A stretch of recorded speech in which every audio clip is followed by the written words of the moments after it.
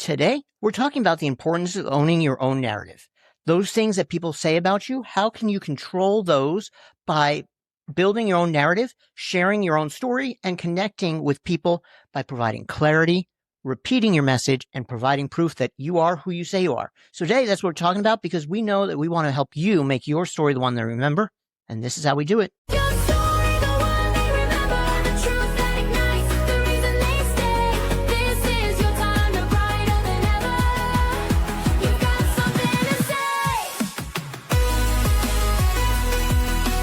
Alrighty, excellent. Welcome to another episode of the Story Lab. My name is Jonathan Howard. I'm the owner of Success on Social and the host here of the Story Lab, where we help you make your story the one they remember. Today, we are talking about owning your narrative. And the first few things I'm going to talk about is why it's so important to own your narrative. And then I'm going to give you kind of a narrative control playbook that helps you do 3 things, help you manage what you're putting out there. So I want to share 3, maybe 4 reasons why it's so important for you to control your narrative. And the first one is clarity speeds up sales. When you're clear about who you are, what you do, and why you do it, that's going to help people trust you faster. And that's going to allow you to show up and be the person that they trust. Number 2, you're not competing on price anymore. When you have a strong narrative, when you're putting out really strong pieces of content that speak to who you are, what you do, what you value, all of those things, when you have those strong pieces of content, you become a category of one business. Somebody that does something that nobody else does in a way that nobody else does it. And when you're doing that, you're not competing on price anymore. You're putting yourself out there and you are the person that they can trust, the person that they know to go to, the person that is that category of one for them. So whenever they have that problem that you talk about, they're going to you to solve it. And the third reason, and then I'll have an extra bonus one there for you, is consistency gets easier. When you're controlling the message that you're putting out there, when you're reinforcing your story, when you're really putting out the same thing over and over again, your content becomes easy. It's just going to be reinforcing what you do. It's just going to be saying what you do and how you do it and why it matters to them. So there's also the fourth one. Now, in this fourth one, we don't like to talk about, but if something comes up, there's a problem, your brand hits a hiccup or does something that maybe isn't the best thing. When you control the narrative, when you're out in front of the story, when you are speaking to something that you did wrong, you can control that narrative by automatically being the first to talk about it, being the first to admit it, sharing that you have done this, but you've got a solution, or you've come up with a solution, or you apologize for a mistake you made. Controlling the narrative and being the first person out allows you to really have a much stronger presence and impact on what people think about you. So let's talk about how you can control the narrative. Number 1, write and be very clear about what you're known for. Write down your known for statement. This is your I help statement. This is the thing that you want people to think about you. Think about your legacy. What do you want it to be? Who do you help? How do you help them get results? Without what pain? And what is their impact of that on their lives? So let's start with an example or 2. Something you could write. I help burned out service providers get consistent leads without posting every day so they can grow without living online. So see how that works. It's I help people do something so they get the result without a pain that they're feeling so that they can have a better life. When you're clear about that, when you have that clear narrative that people can take away, they understand it and they know what you can do for them and they're more willing to actually buy in if they've got this problem. Another one would be, I help coaches turn their story into a client attraction system without sounding like everybody else so that they can be recognized and booked. That says very clearly what I help people do so that they can get something that they want, a better life, a better identity, a better system, whatever it is, you're providing them with that. Now, if you have this takeaway, this what you want to be known for statement, then it makes it very clear what you should be creating content about and how you should be creating it so that people get to know you for that specific thing. That's controlling the narrative in the sense of you're saying what you want to be known for. If people can't read it and understand what you do in 5 seconds, you need to rewrite it. You need to be super clear about what you do and how you do it and what their outcome is. That's how you start controlling the narrative, because then you will be starting to be known for that one thing. And keep in mind, this can be part of your legacy. This is the thing that you want to be known for. I personally want to be known for helping people show up on social media so they can reach their clients, but really so they can make an impact on this world.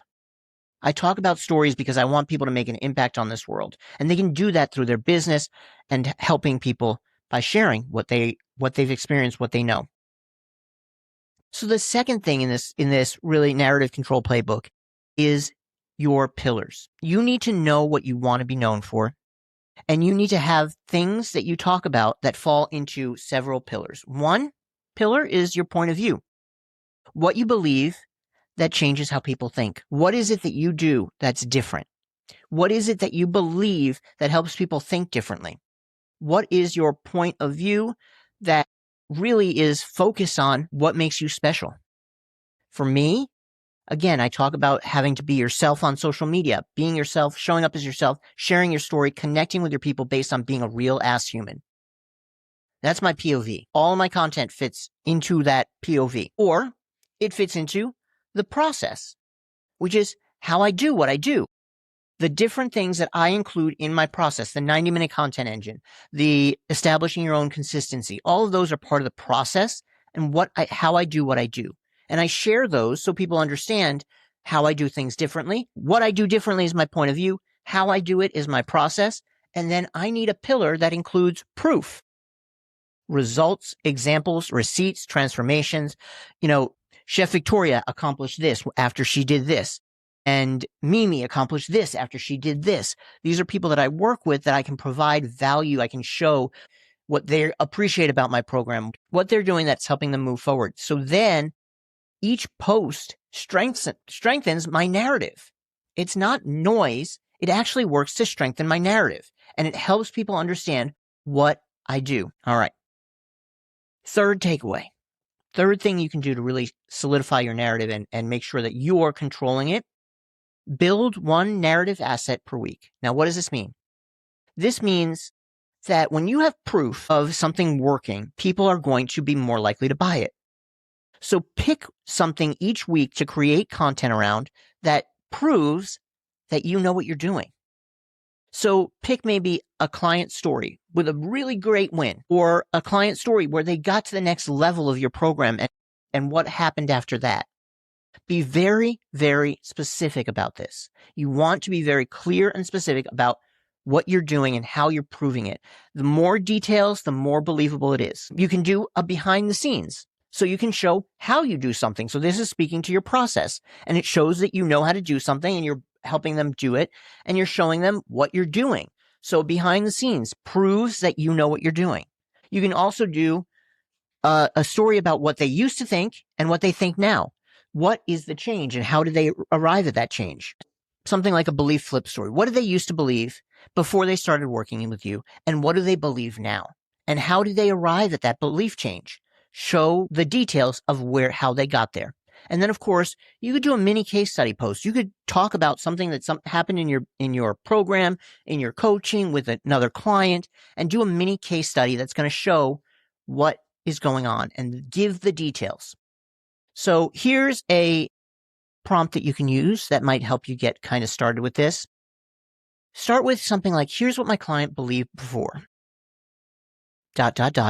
Share what they believed. Then share, here's what we changed. Here's a thing that we made that was different. Here's a belief change that happened. Here's something that stepped forward. And then here's what happened after. This is where you landed after. And that change, how it helped them. So using a simple prompt like that is going to help you actually reach your clients and provide that proof. We want to create one proof piece each and every week. Let's just say something happens and something goes wrong. What do? How do you control your narrative in that messy moment? And this is what I truly believe. This is where you need to believe in yourself. You need to know what you do. And you need to know that your system, the way that you do things, is right. Now, if you have come across something and it goes wrong, name what the problem is. what happened. Own your part in that problem. Say what you did. Do not try to hide what you did. Do not try to provide part of the story. Own your part of the story and say, this is what I should have done differently. If you need to apologize, you apologize. If it's something that happened in your life and is not going to change, own up to it. But you've got to own your part. When you're controlling the narrative, you need to be the first person that speaks on it, and you need to be 100% open and honest about it. And then anchor the narrative in what you're going to do going forward and what you stand for, what you truly believe, what you know is true, what you are doing, how you're changing what happened in this current situation, and how you're going to step forward. You want to control the narrative. When things go wrong, and they can go terribly wrong, and you can lose your business over it. And we don't want that to happen. We want you to be able to say, this is what happened. I hear your concern. You're right about this when this happened. I was wrong. Then you're going to own your part and say what you should have done differently. And then anchor in the narrative of how you're going to move and work your business going forward. Now, a couple things. If you lie here, you're going to get caught in the lie.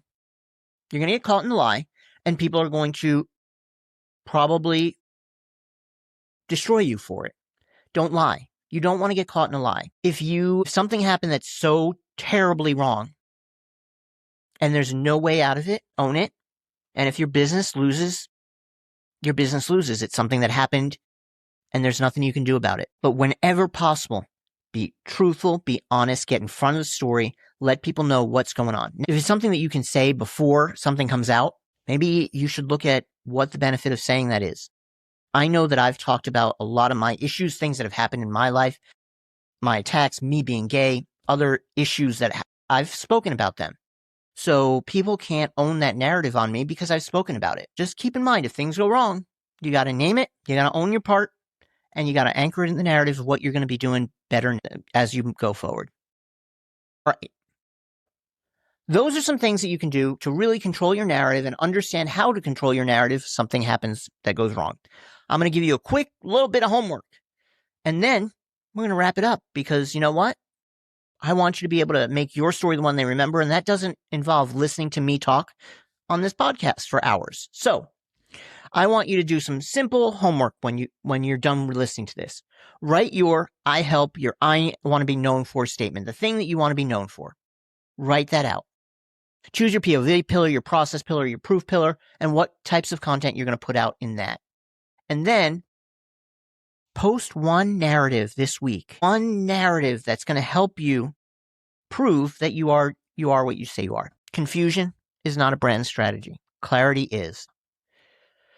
So you're going to get these things done, and you know what?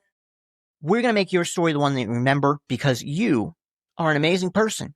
You are going to be able to be very clear about what you do, and you understand what you need to do to prove that you are just as good as you are. So thank you for listening to another episode of the Story Lab. I hope this was valuable. Make sure, if you haven't already, go over to your favorite platform and give us a rating and maybe share with a friend so that somebody else can get the benefit of this podcast. And I look forward to seeing you on the next episode of the Story Lab. Take care.